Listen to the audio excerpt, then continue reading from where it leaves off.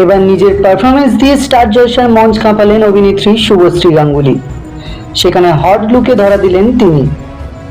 বর্তমানে শুভশ্রীকে দেখে কে বলবে যে তিনি দু বাচ্চার মা হয়েছেন।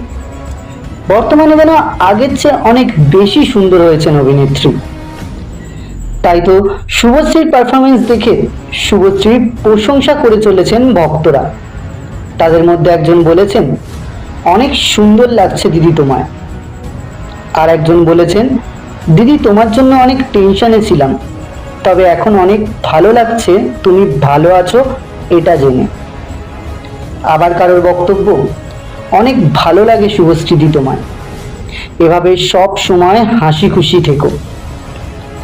তো বন্ধুরা, অভিনেত্রী শুভশ্রী গাঙ্গুলির এই ডান্স পারফরমেন্স কেমন লেগেছে